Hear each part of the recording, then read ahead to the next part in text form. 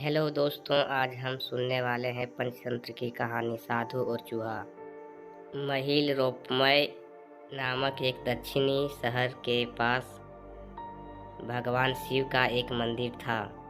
वहाँ एक पवित्र ऋषि रहते थे और मंदिर की देखभाल करते थे।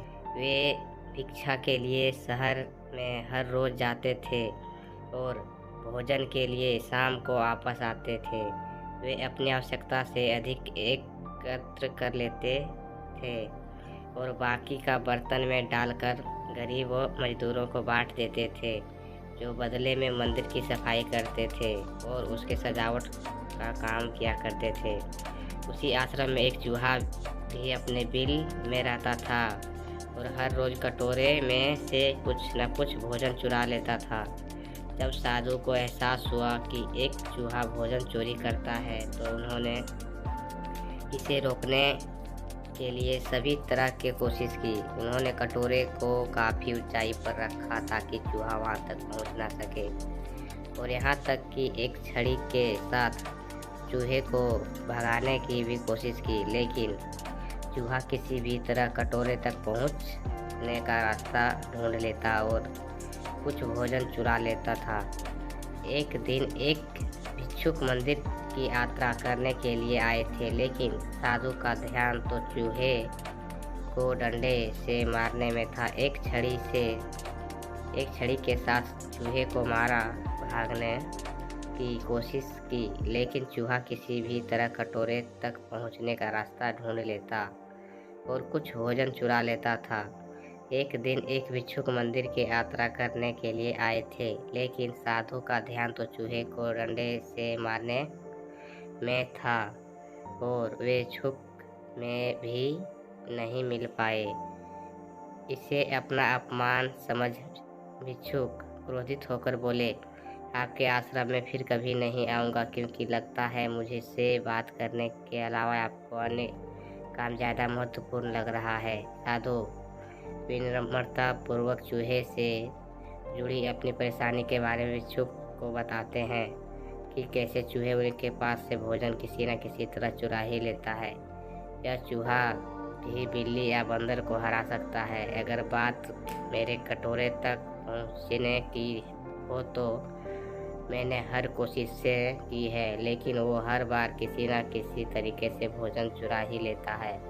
भिक्षुक ने साधु की परेशानियां को समझा और सलाह दी। चूहे में इतनी शक्ति है, आत्मविश्वास और चंचलता में पीछे अवश्य ही कुछ ना कुछ कारण होगा। मुझे यकीन है कि इसने बहुत सारा भोजन जमा कर रखा होगा और यही कारण है कि चूहे अपने आप को बड़ा महसूस करता है और इससे ऊंचे कूदने की शक्ति मिलती है। चूहा जानता है कि उसके पास खाने के लिए नहीं है, इसीलिए वो डरता नहीं। इस प्रकार साधु भिक्षुक निष्कर्ष निकलता है कि अगर वे चूहे के बिल तक पहुंचने की सफल होते हैं, तो वे चूहे के भोजन को भंडार तक पहुंचने की सक्षम हो जाएंगे।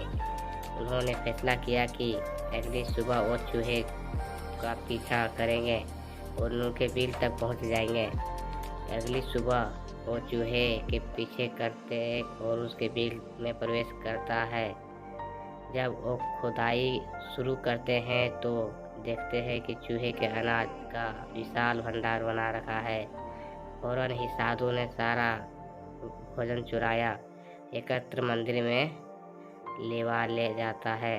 वापस आने पर अपना अनाज गायब देखकर चूहा बहुत दुखी होता है और उससे बात से गहरा झटका लगा और उसने सारा आत्मविश्वास खो दिया।